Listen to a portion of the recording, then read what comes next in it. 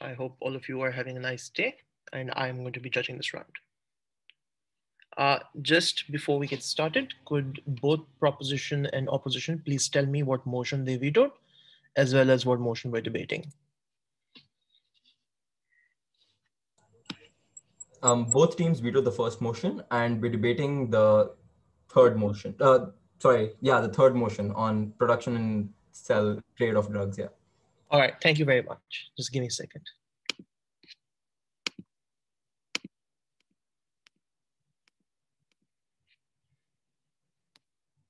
All right. Uh, could both teams also please send me the speaking order in the chat? That would be very, very helpful. Additionally, my preferred pronouns are he or him. If you could just go around the room with every speaker introducing themselves, and also if you have a pronoun preference, please state that. This could also serve as a mic check. Let's start with this. Yeah, Gav, well, we're doing the mic check because we're all kind of together. So Naveen's going first, Hans is going second, Loopy going third, Naveen going reply, and all of us prefer gender neutral pronouns. Thanks. All right, fantastic.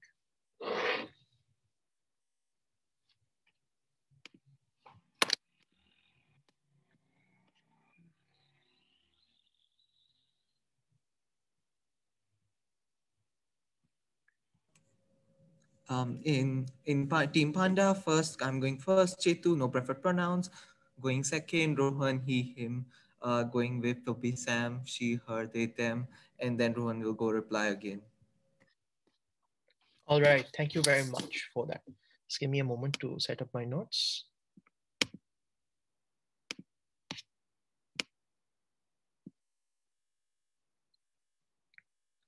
Will it be possible for somebody to share a timer? Since I take laptop notes on my laptop, it won't be possible for me to do that. If there's a member of the organizing committee here, it would be very appreciated if someone could share a timer.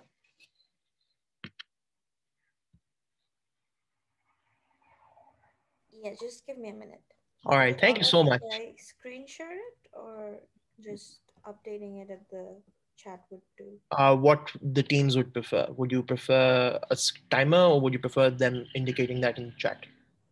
Or prefers timestamps in the chat. All right. All right, cool. So let's go with the chat. All right. Just give me a moment to copy the motion. I'm sorry. Before that, is this round being live streamed? If so, is there a link? Yeah, I think it's being recorded. Yeah, has consent been taken from everyone? Yeah. All right, cool. So cool. Just give me one more moment. So yeah, just to clarify, we're recording it and we'll be later uploading it, not like live streaming it yet.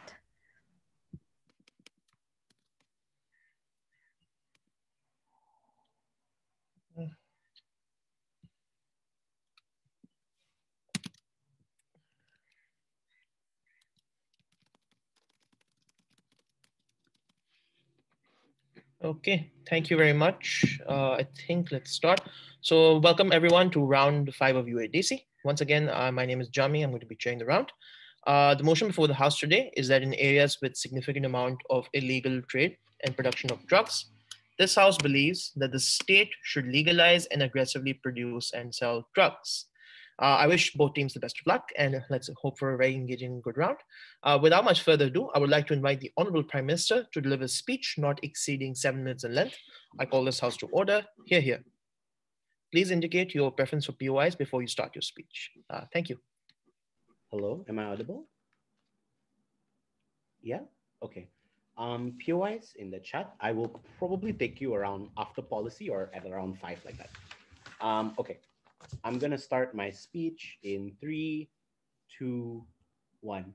The war on drugs, ironically enough, came from a principle of law and order, but the only thing it's managed to produce is lawlessness, death, and destruction in every instance and area that it is permutated. In the world of government, we seek to rectify this. Firstly, how exactly are we going to aggressively legalize and produce these drugs? 5 things.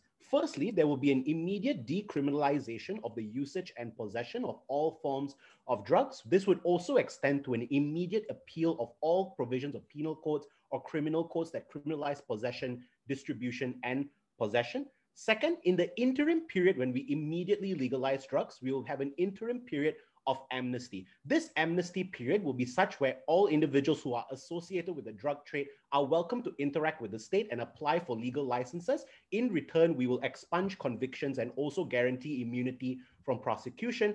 The third thing is that we would also expunge and be happy to expunge all former and past convictions with regards to drug possession. So if you previously were convicted for smoking marijuana, we are happy to quash that conviction. However, this doesn't extend to, obviously, like if you murdered someone for drugs, like that conviction would still stand because you are a murderer. That's not our problem with you. So that's why for this instance, that would it would apply to that. The fourth, with regards to production, we would immediately use all state resources, such as the Ministry of Health and any form of national production, such as our factories and factories that are associated with the healthcare industry, to immediately begin a distribution of drugs. We would also be more than happy to incorporate, whether it's members of the cartel or members of individuals who have been involved in the drug trade, to collaborate and work with us as well. Now, the first question I want to answer is, why do we have the political capital to carry out this particular policy? Now, notice the wording of the motion. It's an area where there is significant amount of distribution for drugs. What this means is that drugs and the consumption of it has existed in these territories we're talking about for a very long time. By the time it's 2020, these are probably very much ingrained in culture and very much to some extent accepted by some significant portions of society. Because if there wasn't much demand, it wouldn't be very influential. It wouldn't be that big of a problem to begin with. So this suggests there is a significant amount of the population that will support this policy. But number two, obviously there are going to be individuals that don't support this policy, that are upset that it's being legalized and we are doing things like expunging convictions. I don't think they have much power. The reason for this is because they have opposed drugs for all this time, yet we are still here at this particular juncture where drugs are running out of control and individuals are still consuming drugs at a record rate. This suggests that any opposition to our policy, whilst they may be very angry, I'm uncertain as to what power they have to convince the populace to overturn this policy and also to oppose the state. That's why our policy has support. That's why our policy can work. Now, I think there are two areas this debate engages with. The first is a debate on a centralized type of drug trade. This is like the cartel in Mexico. Or the second alternative is where it's decentralized. This is like in Malaysia, where there are random weed dealers here and there and random individuals that aren't necessarily part of a large, overwhelming organization. Let me begin with the first. So the first question that I want to answer is, are these drug cartels, such as the Sinaloa in Mexico, going to work with us? The first thing I will posit is that there is a huge incentive for cartels to collaborate with the state in this particular context. The reason for this is because the primary consideration of the cartel, while there are movies about how they are families and everyone loves them, their primary motive is money. They want to make as much profit as possible. And the problem with regards to criminalization and not having state access is that the state being an adversary to you is incredibly expensive. The first reason is because, number one, I'll take you in a bit, is because the state has conducted very expensive war on drugs that has specifically targeted your infrastructure and your individuals. So whilst the war on drugs has failed on most accounts, it has done very well in terms of inflicting significant monetary damage onto the cartel, whether it's you needing to bail out individuals or needing to hire legal representation, or you just also needing to recruit a lot of individuals to work for the cartel as well. The third thing is, like, as a byproduct of the state criminalizing you, you also need protection from the state. That's why many cartels spend so much money hiring paramilitary groups, especially in South America, to protect drug trades and drug routes to begin with. This proves on 4 levels that given the main incentive of these organizations are profit, these are 4 major incentives that exist for them to work with the state. These are 4 major things they no longer have to spend on. These are 4 things that now don't cut into their profit margin. But let me talk about a comparative here, because I think it's very reasonable that some of these organizations probably will not compare and probably won't compete with us, probably won't work with us. Here's why that's okay. Firstly, they are significantly outnumbered by individuals that will opt into our system. This suggests not only do they have less power on a net because they now don't really have control of the market anymore, given the state essentially monopolizes the market, given the reasons as to why individuals will defect to us. The second is also that they have a significant reduction in terms of power. The reason why the cartel is very powerful is because they used to have a complete monopoly and dominance over the drug industry, thus giving them immediate access to significant amounts of funding and etc. In a world where it is legalized, significant portions of this funding is taken away from this cartel and instead directed to the state. The third is people don't have any alternative to go to as well. All the people that previously would work with the cartel in terms of producing drugs, being their informants, working with them to work on their infrastructure, all go to the state, or a significant amount of them go to the state because they don't want to risk prison sentences. And they also don't need to take on the risk of working with the cartel anymore, because there is a much safer and more guaranteed option of working with the state where you are possibly a civil servant as well. Before I move on, I'm happy to hear a POI. Sure. Can you just clarify how efficient governments are within these areas? So I think they are pretty efficient in the sense that they've put up quite a good fight in the war on drugs, and many of them tend to be big pharmaceutical areas as well. Malaysia is a developing state. We're pretty trash on most accounts, but we do very well in terms of producing drugs too. Now, what's the benefit here? I think there's a couple of benefits. The first is, on a net, massive organizations like the cartel are wrecked. Right? The cartel is an immediately or evil organization that recruits individuals from the most poorest of areas and explicitly tells them that you need to fight on the front lines of the war, and you also need to fight to die for the cartel, essentially. The second benefit is also, in a world where drugs are no longer criminalized, a lot of minorities don't get wrecked as well. The average African-American child is arrested almost like once every 2 years as a byproduct of police officers assuming they are carrying out illegal trade. In a world where it's legalized, whilst its incentives still exist, they at least don't have a major reason to arrest them because, well, drugs are legal. There's no crime being committed. The third thing is that our drugs are significantly more effective and more safe. The reason is because we introduce all kinds of drug controls that usually apply for other pharmaceutical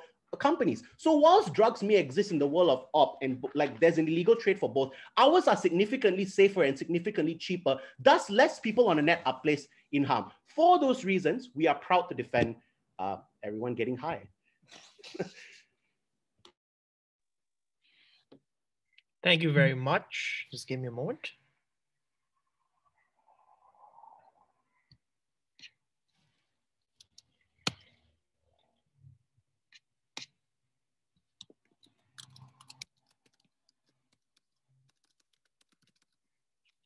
Thank you very much once again, Honorable Prime Minister, for that fine speech. To open the case for the opposition, I would now like to invite the Honorable Leader of the Opposition to deliver a speech not exceeding 7 minutes in length. I call this House to order. Hear, hear. Sorry, just give me a second. Let me get my timer.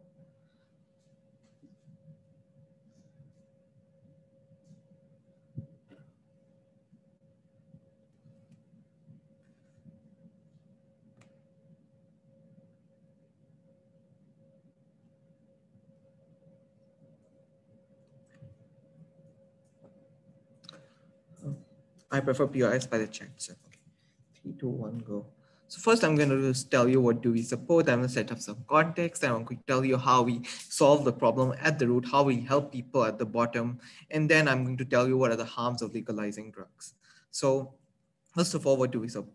I think A is we support increasing economical social standing of these areas. A, we subsidize schools, we move teachers from other areas into these areas. B, we subsidize healthcare. I think this is possible because there's a specific region in the whole country. I think we can divert from funds from other areas of the country into this.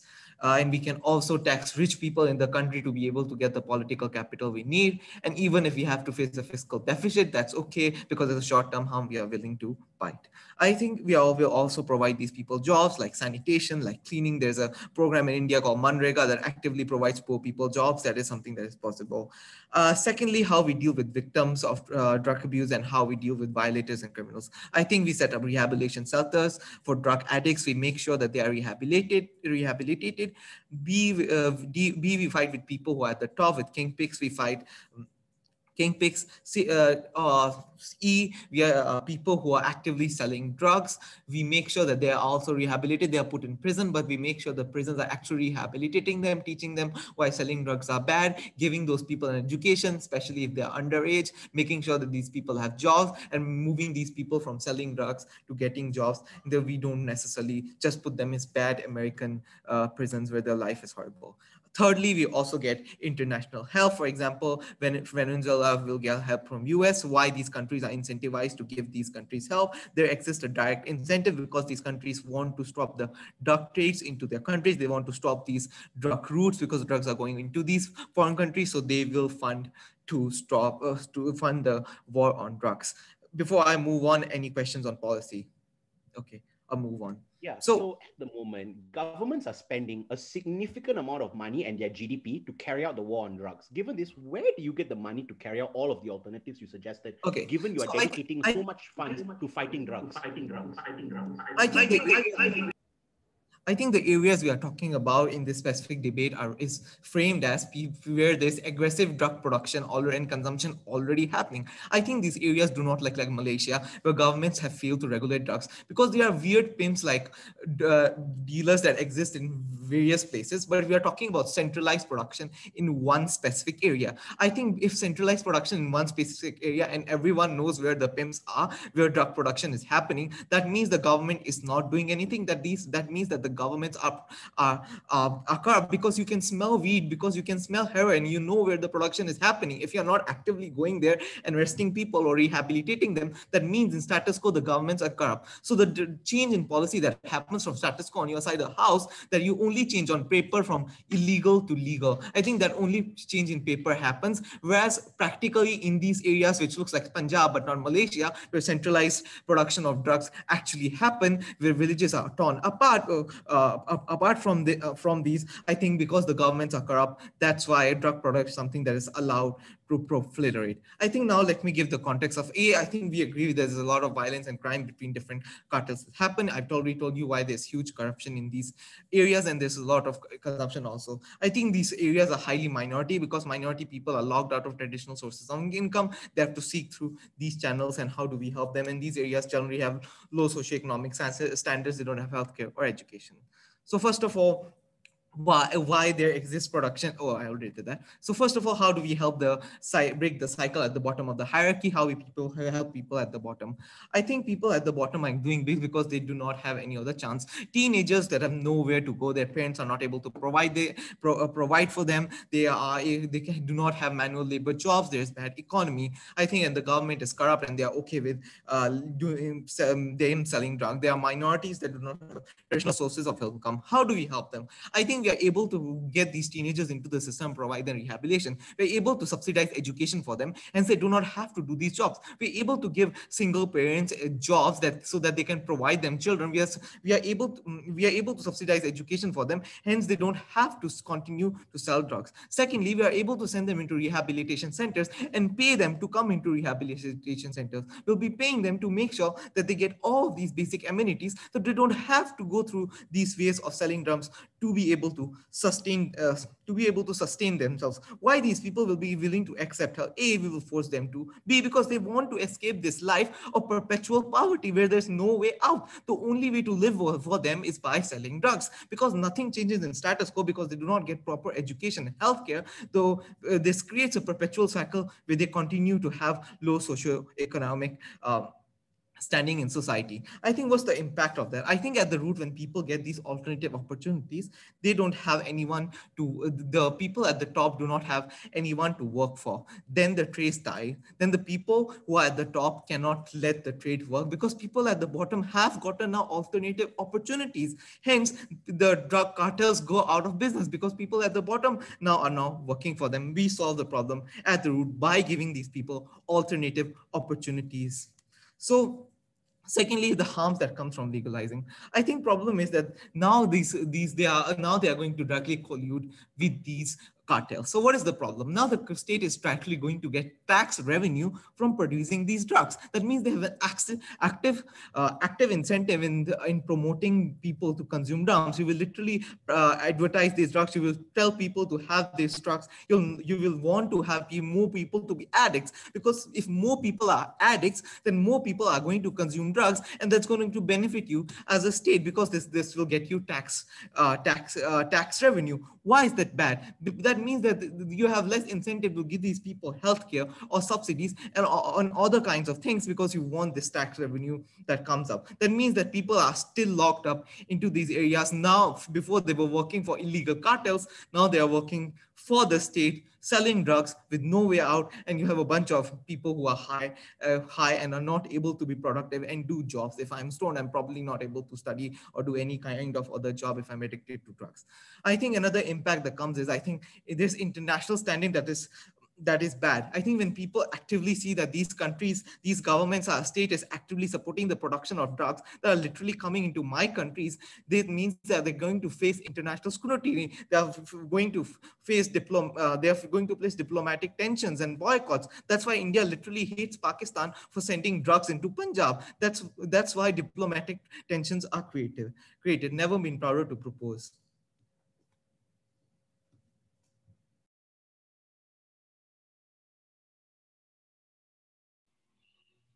Thank you very much, Honorable Leader of the Opposition, for that fine speech. Just give me a moment, please.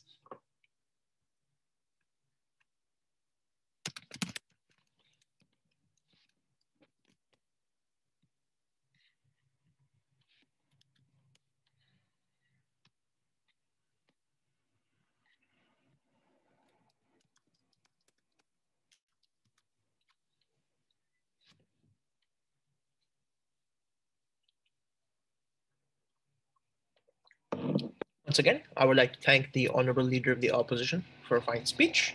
And to continue the case for the government, I would like to invite the Honorable Deputy Prime Minister to deliver a speech not exceeding 7 minutes in length. I call this House to order. Hear, hear.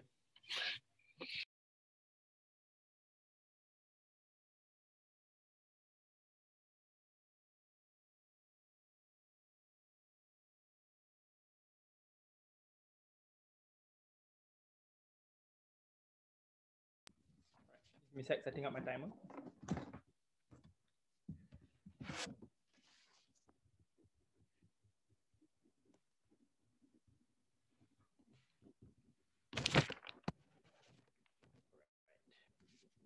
Starting my speech in 3, 2, the reason why the side of opposition will lose this debate is because their alternative is not mutually exclusive, guys. We can also have education and healthcare in our world. In fact, I would argue it is easier to have education and healthcare in a world where there is less of a taboo surrounding these things, where we have more money to pump into education and healthcare. Okay, calm down, speaker.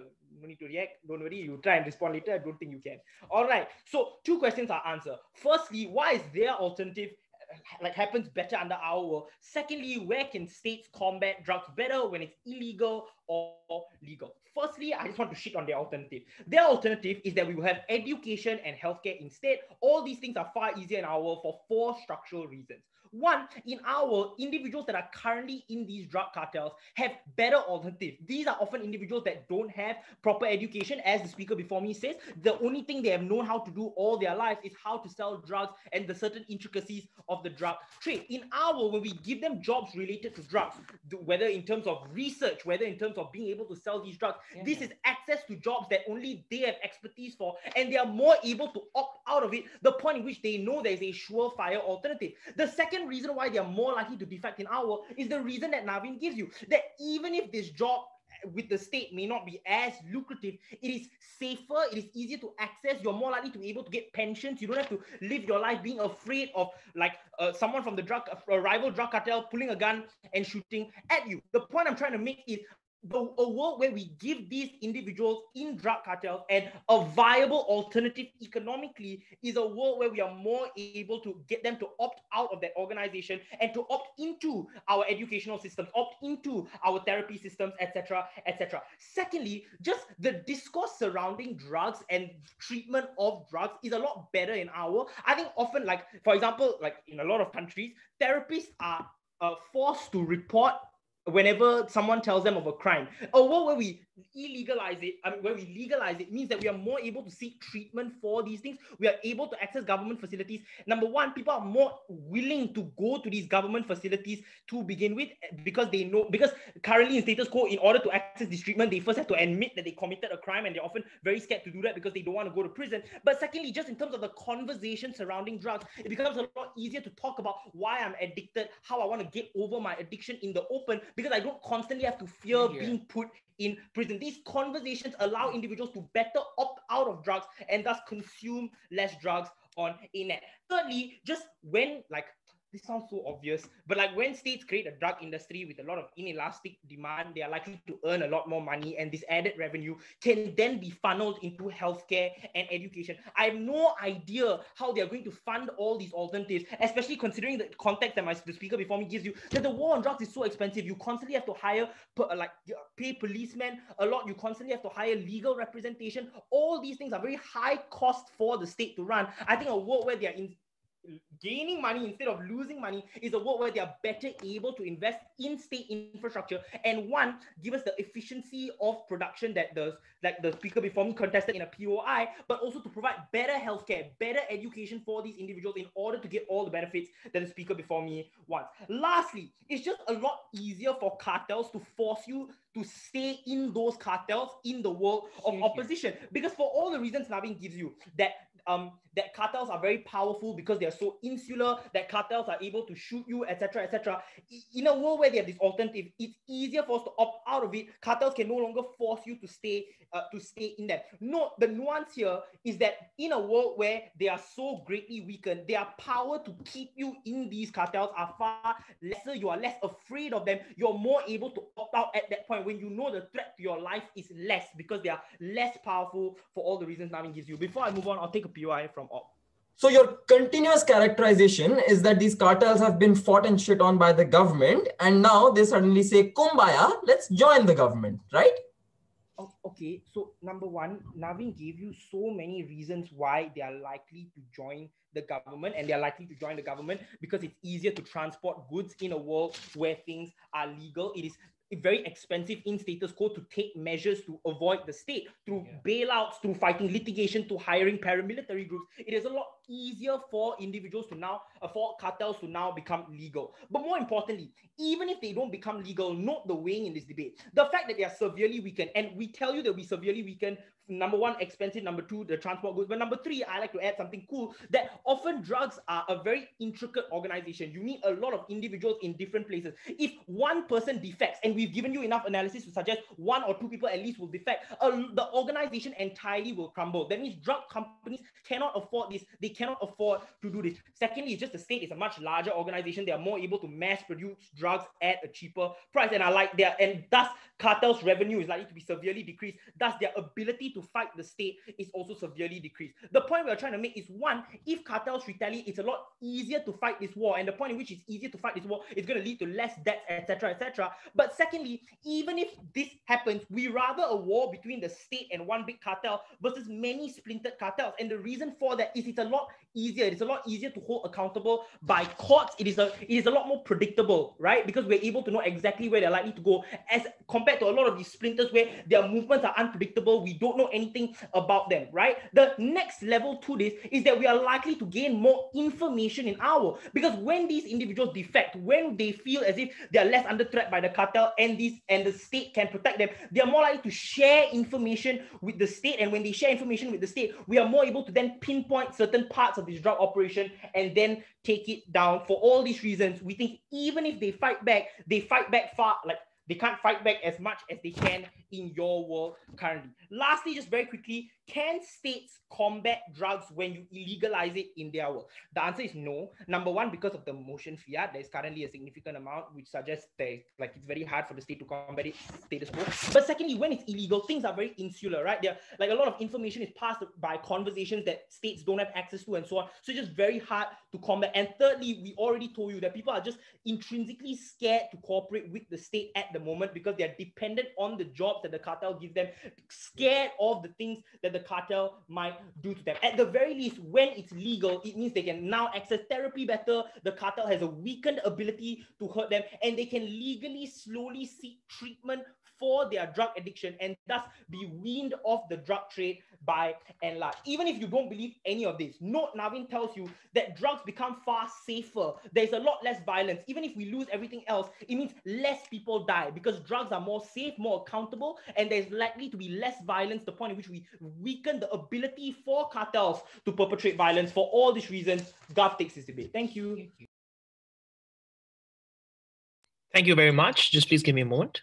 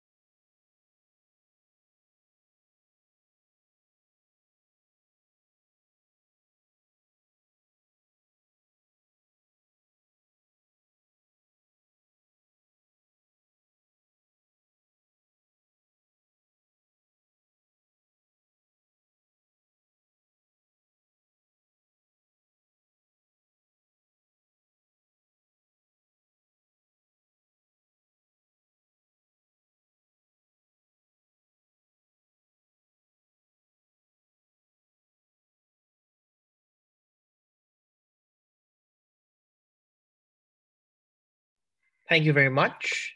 I'd like to thank the Deputy Prime Minister once again for a very fine speech.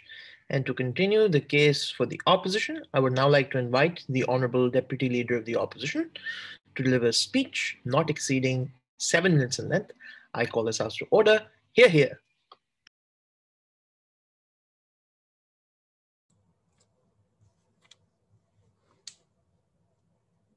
Hi, can you hear me?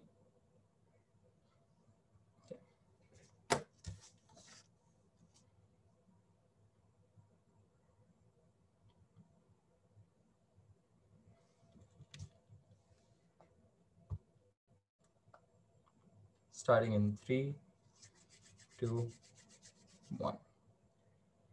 It is a lie that the war on drugs cannot be won, right? Because you recognize that for far too long in history, we see examples of people like Pablo Escobar, El Chapo, all of whom have been taken down by things like sting operations, international cooperation, by involving the DEA into your states, which means that these things work. They may take funding, they may take time, but they work, and it's a much better alternative. Because don't let them get away in this debate by outframing it or by sneaking it away by saying that these people are going to join us, and at the same time, we're going to grant them amnesty, and everything is going to be kumbaya. And at the very core of this particular mischaracterization lies the fact that they never really told you what type of drugs they're talking about, right? In a lot of these areas where there is illegal production of drugs in areas such as New Mexico and in a lot of South America, there are class 3 drugs. Plupi, you're going after me. I implore you to name one country in the world that has legalized methylamine, which you or like crystal meth, which is impossible, right? Because these are things that actually absolutely impair you, and they impair your ability to be productive, to be able to do anything that you want, which means we bring you two key pieces of framing. Even if you don't win the war on drugs,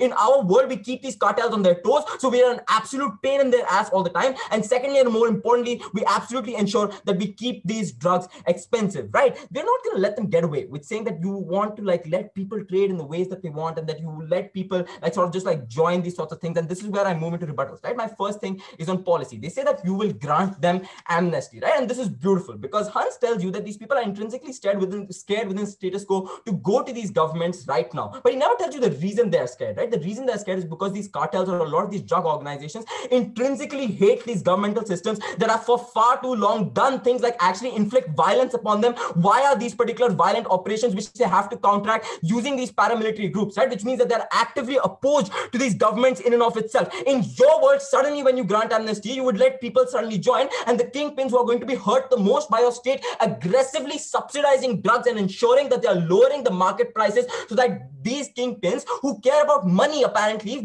based on your own metric, will suddenly now join in their world. We think that is absolutely unlikely, right? Then they tell you this random thing where they say that like, but like this policy is not going to receive backlash in terms of like the way that it happens, right? Like, I think it's non-contentious. I tell you, you have fiat. But secondly, if you're talking about like backlash from the people, agreed, no backlash. But the production that actually takes place is going to be antithetical and harmful because people love having drugs. And it is in these areas that more people are likely to get high at a point in time when you recognize that it's not just random people who are smoking marijuana on the weekends, right? We're talking about significant areas of drug production. Dude, rich people don't smoke crack, right? Poor people smoke crack. In our world, these drugs are kept absolutely expensive, which then means that these people have lesser access to these drugs in and of themselves, right? In your world, when you're actively subsidizing these things, you are perpetuating an existing drug problem that makes it even worse and even harder for you to be able to get out of these cycles, right? Second rebuttal on why cartels are going to be pissed, and this deals with the structural reasons on why cartels are likely to then join you, right? The problem is within this particular scenario that I've told you, that a lot of times these cartels have ingrained sort of like real like hatred towards the government, right? And even if you're not talking about like movie type New Mexico or like just like other Mexican areas, even in Malaysia or like a lot of developing countries, even in Punjab, you definitely have gangs that hate your governments for the ways in which they police you, right? In Mexico, they call them les federales, and they would rather die than cooperate with these sorts of people, right? Because they have a long history. They lie to you when they say that all these cartels inherently care about is money. What they also care about is ego, is being able to control a region and keeping it under their thumb in and of itself, right? You take that away from them the moment you legalize these particular substances and you actively make sure that the state is being involved in this particular thing, right? The second thing they tell you that people don't have this incentive to actually ensure that like, or people don't have incentive to take more drugs in their world, right? But we tell you that in our world, the drug prices are kept expensive for precisely the reasons that they give. Because these cartels have to spend on other things, your drug prices are naturally very, very high, which then means that poorer people have lesser access to these drugs. In our world, in your world, when you subsidize it, drugs by virtue of being drugs are highly addictive. This means that these people will be able to access these drugs a lot more, right? But then they tell you that these people will now suddenly shift to the government, or we're talking about the workers and everything as well, right? One, this is unlikely to be true, simply because the fact that these individuals are likely to be paid more by these cartels because their drug prices have always been expensive, and because they have a sort of camaraderie and a brotherhood that exists, but with virtue of being under these kingpins, like they have this certain systems of hierarchy that then exist. They won't suddenly like change ship into the government. But secondly, and more importantly, we think that these cartels are going to act in more insidious ways, right? Because now your governments are lowering prices. This means that these cartels are likely to try and recruit more kids to actually ensure that they're going to like sort of like make sure that their production costs are getting lower and lower, and that is going to be the worst part or the worst impact of their scenario in and of itself. And I know what they're thinking now, right? But we allow these cartels to legalize and start selling in our world. That is untrue. They cannot get away with that, simply because read the motion. It states that the state in and of itself will legalize the consumption of drugs and at the same time aggressively start producing them, which means that the state will want to be at the forefront of this particular thing, right? They cannot have their cake and eat it too in and of itself. Lastly, I think that they say that like the last impact is on people dying. Like three types of people die. One is government officials who have already like bought into this sorts of thing. The second is like cartel gang leaders and like screw them, like let them die. But thirdly, if there's like some amount of collateral damage, we think that exists in our world. What we told you in terms of policy that Hans absolutely refused to respond to was the fact that we are absolutely okay with continuing this war on drugs on them and ensuring that we are actually getting outside and external support to actually be. We're absolutely okay with going extremely hardline and saying that we're okay with like having like certain amounts of like DEA agents, like vigilante groups, to like ensure that you're taking out these particular leaders. We are okay with shoot on sight policies, right? We think that these are the sorts of things that have actually ensured and had for far too long and have worked in the past as well, right? But in our world, the reason why your policies aren't necessarily mutually, or why our policy is actually mutually exclusive, is because you cannot teach a bunch of drug addicts in school, right? You cannot ensure that these particular people will be working jobs, right? Which absolutely brings us properly to impacts the moment you actually start aggressively subsidizing drugs. Recognize that in areas with these particular significant amounts of drugs, right, you actually have people who are like buying drugs and like selling these drugs in and of themselves, right? Which means that at that point in time, the moment you as the state also condone this action, you further lower the productivity that exists, right? Because you will have a population now that actively consumes these drugs, which makes it far worse for these particular individuals. This makes them work lesser. This makes your working population a lot less productive, right? Because drugs are addictive, and if you have current amount of X number of addicts right now, these addicts stay addicted to the amount of drugs, and in fact, you make it more accessible in their world in and of itself, right? In the best case scenario, and there's something also that we told you, which we received no response to, is the fact that these cartels maybe stop producing and selling within your state, right? And they go outside now, which means that you are unlikely categorically to receive things like FDIs or trade or certain amounts of foreign aid, when in places like Mexico, your cartels are going now and selling in like the southern parts of USA, which means that the US is also going to get pissed that you are actively perpetuating a drug problem within our country. And for those reasons, we've never been proud to stand in opposition. Thank you. Thank you very much for that fine speech. Give me a moment, please.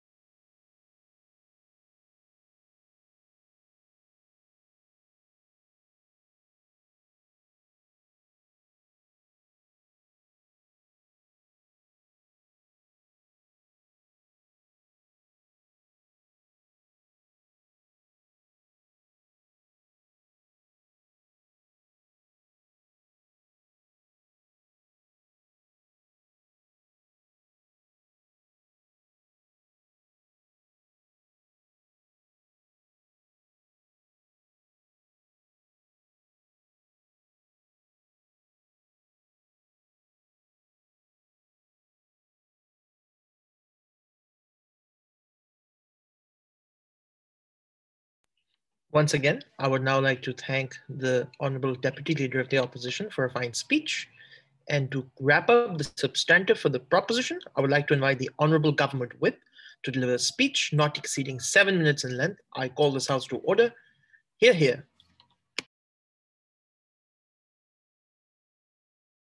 Yeah, I'm audible, yeah? Yeah, thanks.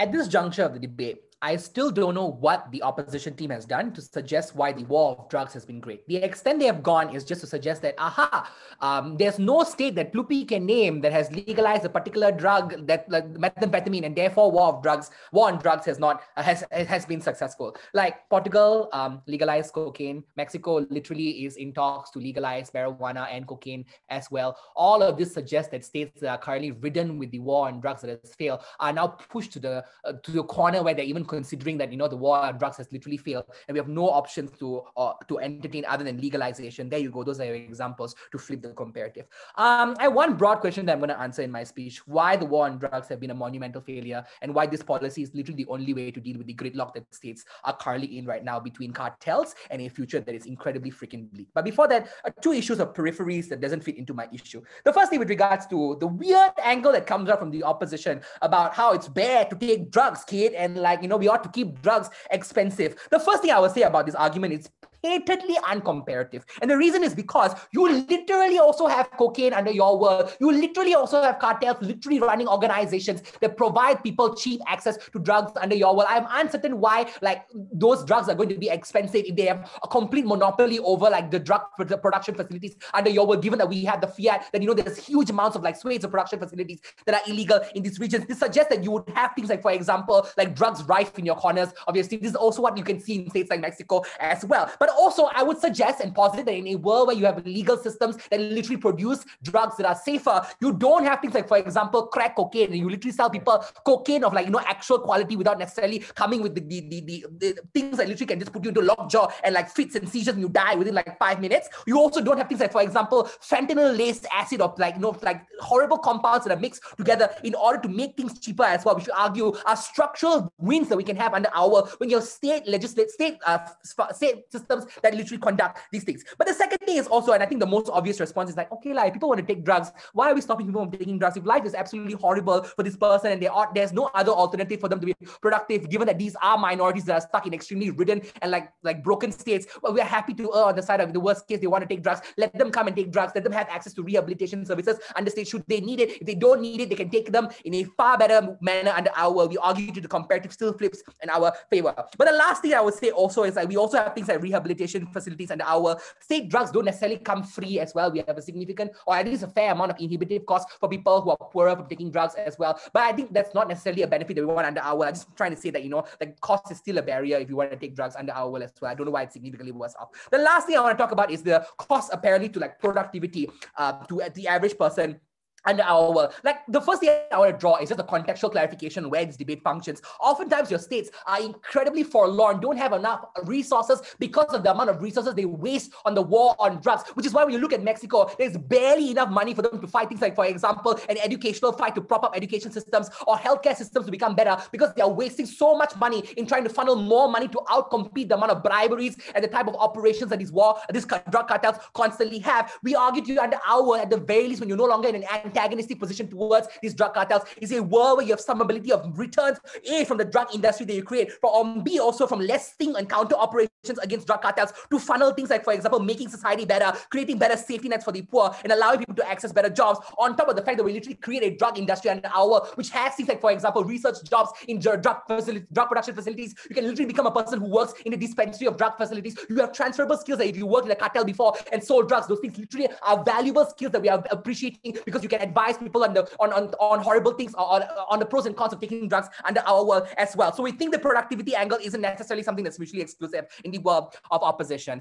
Argumentation, issue for the issue that I'm going to talk about in my speech, why the war on drugs have been a monumental failure. The first thing that I don't think our opposition has sufficient response to is the layers in which we have provided to you to explain why cartels have established insurmountable layers of defense against the state. So you cannot argue that you're just going to, by virtue of having a fight and by virtue of no states having legalized methamphetamine, that means we are winning the war on drugs. Naveen and Hans literally told you the scale at which they are able to pay out state services, state entities in order for them to ensure that any operation operation against them ends up unsuccessful. This is when you look at Mexico, constantly all operations that are against these drug cartels fail because cops end up snitching on you because they are literally bribed by your cartel organization. It's even hard for a state to plan what are ways which you want to engage to clamp down on cartels, because cartels have so much money from the inelastic demand and the monopoly that they have over the market to create things like influencers and to buy influencers in their favor against counter operations from the state. But secondly, also, we told you that there's huge degrees of paramilitary protection that these cartels are able to do, like the Sinaloa drug cartel, which is the biggest drug cartel in Mexico right now, famously does against state operations. So any ability for you to want to argue that you can crack down operation means that states have to invest A, huge amounts of resources to do this, but B, also cannot outweigh these resources because the state is poor. God knows what rich they're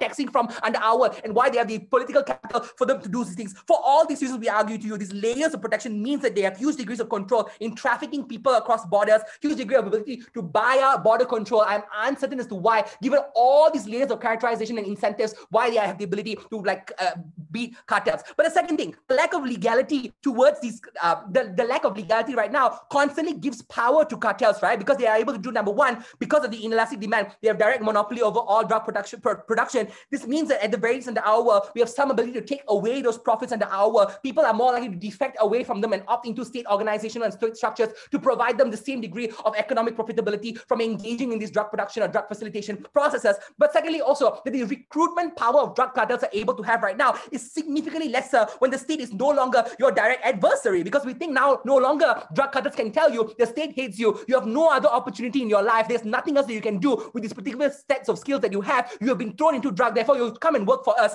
And we think this is comparatively more important because at the very least now, the person or the organization that you work for doesn't freaking shoot you in your fucking head when you end up having like sensitive information against the cartels and you're caught in the wrong situation at the wrong time, which by the way, like as Naveen aptly starts his speech off, argues that drug cartels are incredibly lawless, don't observe law, and therefore are likely going to just screw you over because it means that it comes at the cost of their organization. But lastly, why do we think drug cartels are going to want to kumbaya, as the speaker suggests? Like, firstly, I think there's huge degrees of resources that you lose when you're fighting the state. Sure enough, it's not enough for you to literally lose against the state and you can still prop yourself up. But at the very least, you don't have as much money funneled into things like, for example, losing warehouses that potentially may be seized, or less threats of operations that are to be fucked by state forces. For a vast number of reasons that we've already provided you in the layers of analysis we've given to you. Number one, we've proven to you why the alternative for the average person in this society is going to be way better, and why people are going to defect, why information sharing is enabled. That's how, that's the path process for you to weaken these drug cartels. Otherwise, the war on drugs is continually going to fail everyone.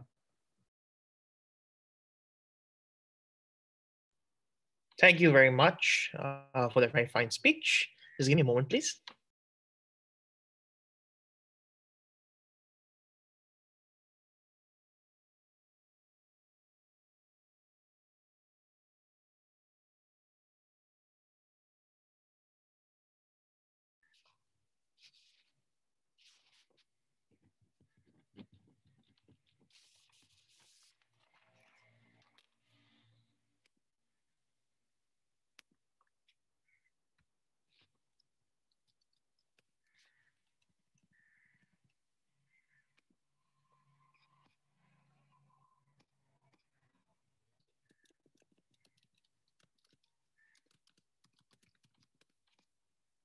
Once again, I would like to thank the government whip for a fine speech. And to wrap up the substantive for the opposition, I would now like to invite the Honorable Opposition Whip to deliver a speech not exceeding 7 minutes in length. I call this House to order. Hear, hear.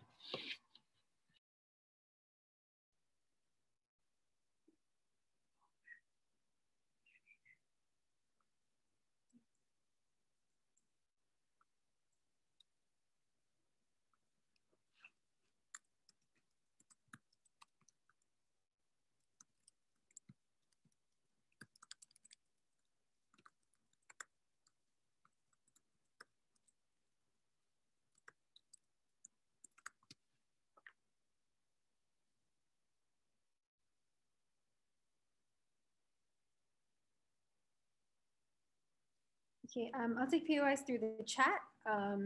Please don't verbally interject me. I will count down to my speech now. Okay. Starting my speech in 3, 2, one. I'm quite shocked at the multiple contrived contradictions that exist in gov case, because at the beginning they tell you that cartels have huge incentive to join with the government. Then Pluby finishes their speech with the phrasing that like cartels are lawless and like cartels are so strong, cartels like have paramilitary groups. I'm like, what is this? Please tell us where on the spectrum that like the existence of cartels is, because we tell you that cartels are objectively bad, condone violence, cause addiction, and we need to fight them with a strong message, right? 4 parts to my speech, I guess. One on answering the first two on answering the core question of this debate, which is whether legalizing and actively producing drugs can actually reduce gang violence, or can actually and how it affects like the addiction rates in this area. Then I'll be talking about the exclusivity of our policy, which they've been so like unengaging with. And lastly, I'll be talking about the long term, looking at the future, right? So firstly, in terms of like who can actually reduce like gang violence and stuff like that, right?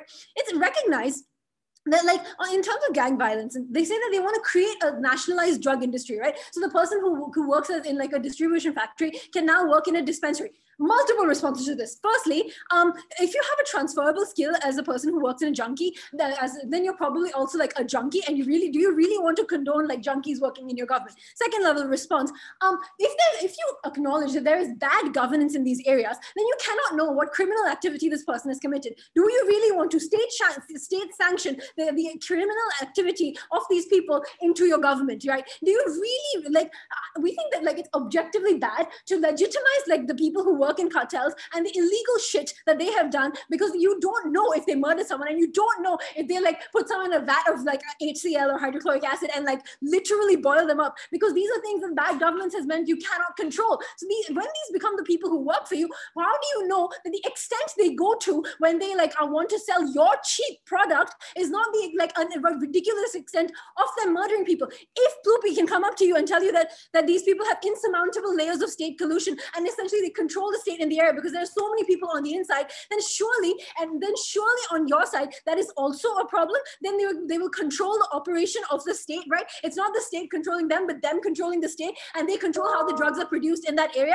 I'm unsure how both of your characterizations can be true. All of this mitigates all your impacts on why states will actually collaborate with these people and why these people have incentive to collaborate with the state, right? We've told you clearly in Rohan and Chaitu's speeches that like literally these people are anti-state, and they've been put into that position because cartels have really strong messaging regarding being anti-state, right? We tell you that this messaging goes through when you like put the money, double down, and put decades of education and DEA like crackdowns onto these areas, right? We think that this is a clash that we like win simply because of the fact that like the government cannot stop contradicting themselves on how the cartel state interaction will go. We're pretty clear with you when we tell you that the DEA needs to come in and crack down and deal with the problem at its root, which is children. The next thing then I want to talk about is the feasibility of your operation where you're producing drugs and selling them, right? In the feasibility of your operation, recognize that if you have to sell them at like a low price, then all the cartels that like do not say join forces with you are incentivized to sell them even lower.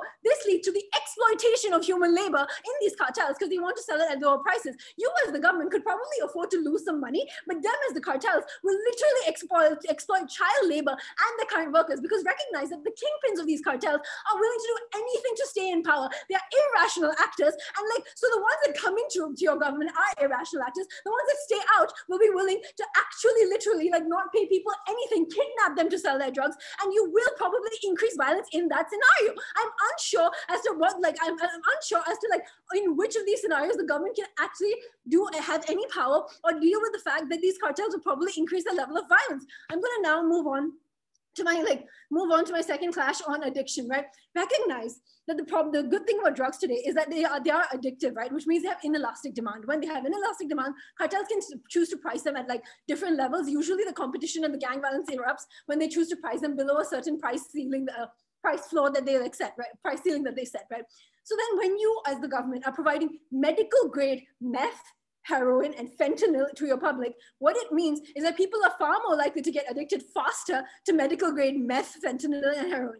We think that in like status quo, there's immense incentive for people to not take these drugs because they're scared of lockjaw, and they're scared of like having meth that's laced with acid, and having fentanyl that's like, and tripping on acid that's laced with like poisonous shit or chili powder or whatever the fuck, right? We think that it's a problem that on your side, you're selling medical grade drugs that probably lead to more addiction because they're also available quite cheaply, which means that like on your side, you're essentially state sanctioning selling and condoning drug addiction. So while you're still charging a price for it, which like I don't like, why they're charging a low price for it, not only is this initiative not making any profit and you're not able to actually control the drug trade or the cartels that you have and that are opposed to you, you also may get more people addicted to your medical grade drugs, and you make sure that the problem perpetuates, right? Now on the exclusivity of our policy, right, we think that it's far less effective when the state is sending out two distinct messages, right? One message is that like, oh, we have nationalized the drug trade. These are the drugs that are safe for you to take. Second message, don't take drugs, kids. This doesn't work. This is not like how you can have a unique message, especially when the unique message of the cartel is, hey, come to us, we sell drugs, right? We think that if there's one strong message that you can do to intercept that one, it is that there is a war on drugs. You need to stay away from drugs, and drugs are bad, right? We think that kind of messaging incentivizes people to actually understand that their options are the state or cartels. So then they're buy into this idea of like rehab and things like that. You know, we think that this is far more likely, and we think, by the way, the analysis in the DPM about like the idea of therapy not being like legitimate or a legitimate option for drug users is so untrue, so categorically untrue, because we recognize that therapy is like, the therapists only have a right to give out your personal information if you are at harm to yourself or someone else. Taking drugs does not qualify as one of those things, right? We think that like that is a massive problem on your side that you don't deal with, because your messaging as a state is conflated and confused, and you're unable to actually solve the problem because you're seen as sanctioning the damn problem, right?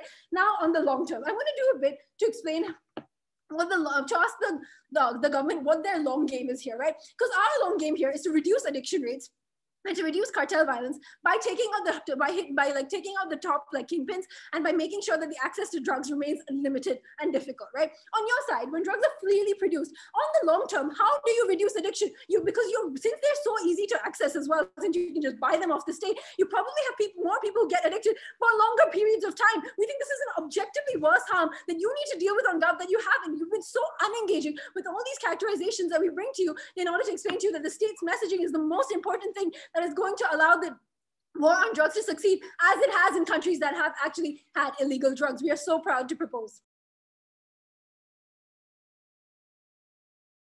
I would like to thank the opposition whip for that fine speech. Please give me a moment.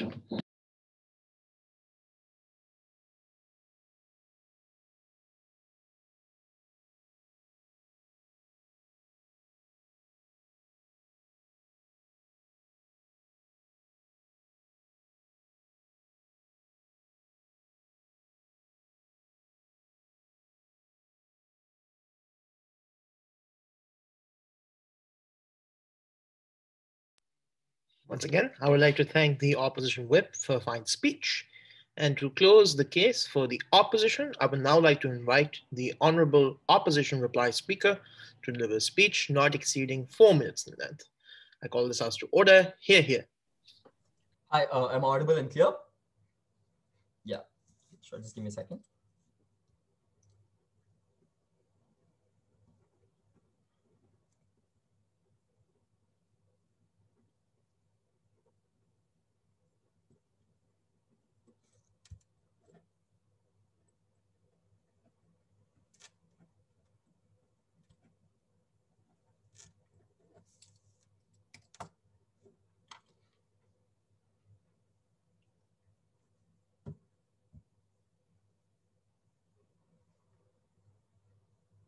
Starting in 3, 2, 1. Facing Taylor's one at round 5 of my first UADC is always fun. But what made this even more fun was the fact that I'm not going to let us lose on bad engagement with characterization, right? Because if you think about it, they really don't envision a world that is charitable to us for 1 second. What they want is a Walter White who is absolutely perfect in the ways in which he produces his particular drugs, who is now going to become a governmental employee. And you have this Gus spring, who's then suddenly going to take all of his trade now into the governmental sort of sphere, right? So they basically want to ensure that they do this. But what this does is that it ignores the very core of the motion that says that the state is going to be the one that is aggressively subsidizing these things. Two parts to my speech: characterization and impacts. Let's imagine this, right? There is a timeline. So at point X within 2020, you are implementing this policy in place. At this point in time, three things are categorically true. One, there are people who are consuming drugs. And like we told you, this doesn't just look like people consuming a little bit of weed on the weekends, right? Where there is significant illegal production and trade of drugs. This actually looks like people being able to consume class 3 drugs such as meth, which you absolutely as a state cannot produce, right? But secondly, and more importantly, there is a lot of state violence that exists against these cartels already, which means that these cartels absolutely hate the state. These gangs absolutely hate the state for the violence that have been inflicted upon them, right? You can actually go to the Mexican cartels such as the Sinaloa and you can talk to them about how much hatred they have inbuilt for the governments, for the actual cause, and for the sort of violence that has been perpetuated unto them by your state. It is unlikely that these people or their minions themselves then are categorically going to suddenly join the government, right? But thirdly, and more importantly, we think that these people or these cartels have a stronghold over these areas, because the most addictive drug beyond anything psychedelic in these places is the drug called power, right? And as much as Naveen would like you to believe within one line in his speech that these people absolutely only want money, that's untrue, because we tell you in my speech, and this goes unresponded, that these people have egoistic tendencies to ensure that they have a strong hold over their state and they keep these states under the thumb, right? And there is absolutely no response that we get to this, and it's unfair for them to be able to rebuild this in reply in and of itself. Why are these three things then so important? The first, characterization of people consuming, is definitely important because it is in their world where you absolutely increase consumption. And the reason for that is something that I was taught when I was in grade 5, right? The fact that drugs are addictive. At a point in time when your population is addicted to these things, you are aggressively as a state implementing a short-term policy to try and ensure that you are producing drugs. This categorically means that your population will continue to consume these drugs in and of itself. And GovWhip response to this is, but let them, right? The problem with that is that you have an entire population that is unproductive. You have these people who are actually impaired. And that's even worse, as Sam tells you in op-ed at a point in time, when you employ these particular people who are part of the trade in and of itself to try and be a part of your government, right? Because these people are not Walter White. They are junkies. And at a point in time, when you employ them within your governmental systems, that's going to be absolutely horrendous for the state as a whole. And that's going to implode your sort of state production that you wanted to do in the first place. But lastly, these particular kingpins are not just going to say, and this is beautiful, right? Because we tell you that these particular people hate the government and whatnot within my speech, within Chaitu's speech. And the response that we get from Ruby is not to refute this characterization, but to try and rebuild those structural responses that actually tell you that, but it's a lot cheaper for these cartels to be able to join. Which means as an adjudicator, you have to objectively weigh which of these is more likely. The metric that we give to you then is the fact that it is status quo that these governments or these cartels are likely to hate the government because they have inflicted violence upon them. Hence, that particular thing falls on our side of the house. The moment we're able to tip the scales on that balance, all of their impacts are mitigated. And we tell you very clearly in policy that we will continue to fight these cartels to incisively ensure that these things then are being able to be fought, and that these people, even if these means are absolutely violent, are being subsidized because of the impacts that we say that at least in our world, drugs are more expensive and you keep these cartels on their toes. Proud to oppose. Thank you very much, Op Reply, for that fine speech. Just please give me a moment.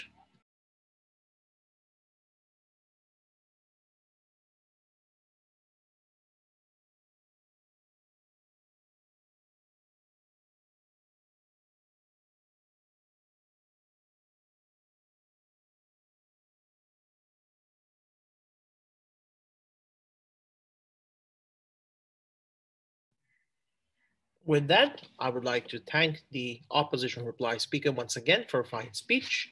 And to close the house, I would like to invite the Honorable Government Whip to deliver, Government Reply Speaker to deliver a speech not exceeding 4 minutes in length. I call this house to order. Hear, hear.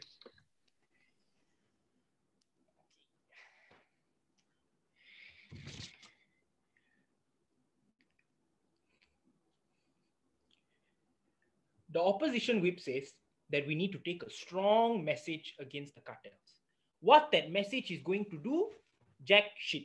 We think that in the world of government, we need to actually give them a viable alternative outside the drug trade, as opposed to box them in and force them to create more violence, force them to hurt more people, force them to create more unsafe drugs. Before moving on to the issues, I just want like two quick clarifications. One, there's this weird narrative from the op side. Why should we give junkies a job if they put people in hydrochloric acid? Number one, Navin clarified this. If they are murderers, obviously we will put them in jail for murder. But number two, often people who take drugs are minorities by their own logic, and they are boxed in the situation with no alternative. We think they deserve an opt-out mechanism. Thirdly, I don't know why it's so immoral to take drugs. They never tell me yet. So I really don't know at this point. Lastly, there's this weird thing about how we took down Pablo Escobar. We can take down everything else. Okay, congratulations, Sinaloa cartel. Still very happy and alive. You take down the hit. Still got multiple other alternatives for these people. So I'm unsure why they think the war on drugs is going to be so effective. Two questions I'll answer. First, where is there more harm? Secondly, will these cartels now become legal? Firstly, where is there more harm? The line of argumentation from the op is that when it becomes legal, drugs become more accessible. This is not true for four reasons. One, in the same breath of their characterization, they suggest that drugs are so incredibly addictive. If they are so incredibly addictive, and if there's already so much access as the motion tells us, I'm unsure why this marginal increase in people taking drugs is enough of a harm to credit them the win, especially when you contrast that to the multitude of harms that we give you from the government team. One, that drugs become a lot more safer. So considering the amount is likely to be similar, maybe a bit more in our world, drugs are generally a lot safer, which means the harm to these individuals is on a net less, even if more people take drugs. Secondly, the analysis the deputy leader of opposition gives you that they keep cartel on their toes is the exact incentive that cartels have in status quo to engage in broad violence. So even if they take more drugs, and even if these drugs are somehow unsafe, the fact that you incentivize killing means that you incentivize the worst, most likely harm in this debate. I just think you incentivize people to shoot people more is probably the worst thing in this debate. The last thing is we give you a lot of analysis why there's better treatment for drugs in our one, because there's more money to fund this treatment. Two, because it's less of a taboo. People are more willing to seek out therapists, more willing to seek out state apparatus because they're not afraid of being sent to prison. And even if not just state apparatus, just being able to have these discussions that are no longer taboo because they're no longer illegal means we are better able to wean them off addiction. So even if a lot of people take drugs, they're likely to take it in a better way when they're able to seek treatment versus a world where maybe less people take drugs, but they take it in a far more destructive way, which leads to more net harm. The conclusion to this issue, a lot of harm in the world of opposition, a lot more than us. Second question, will cartels become legal? Opposition say three things about this. One, some stuff about brotherhood. Two, they want to keep the region under the thumb. Three, they hate the state. Five things we will say. Number one, opposition don't prove why illegality is integral to keeping this brotherhood and keeping the region under the thumb. If they can still survive in this region while being legal, well, why? What happens to your brotherhood, your family, the bond break? You see, I really don't understand. Secondly, this is like a very specific situation. Like it's contingent on Pablo Escobar's cartel and the family. They watch Narcos one time and for some reason they think that's how all big drug organizations behave. I don't think that is necessarily true. No, this is especially worse when you contrast it to all the reasons we give you about how cartels are no longer profitable. Because now in our world, when it's legal, it's easier to transport goods. It is not expensive to take measures against the state, considering a lot of people are likely to defect in your world. When we tell you that they no longer have the same monopoly and security over their areas, they are more likely to be forced to defect. And when they become legal, this means that this is more important because they cannot access any of this brotherhood. They cannot access any of these operations without the initial money to create that operation to begin with. Even if you don't believe any of this, at least believe when the government whip tells you there'll be more hatred against the state in your world when you're killing them, when you're targeting them, when you're calling them junkies without jobs, as opposed to what they should be called, victims that you never gave an opt-out to, that only the world of government gives. For all this reason, Gov takes today. Thank you. Thank you very much. I would like to thank both teams for a very fine and engaging and very fun round, to say the very least. Best of luck to both teams. I'm going to take a couple of minutes, around 10, 12 minutes to come to a call and write my OA for the round. Good luck to all of you. Thank you for once again for a very engaging debate. I know we can't get up and shake hands, and we shouldn't even if we were in person because of the pandemic. So virtual handshake or hugs or whatever of that sort. So yeah, good luck to all teams. See you all very shortly. And I think we can stop recording as well. Thanks for the debate. Thank you so much. Thank you. Thanks, Yeah. guys.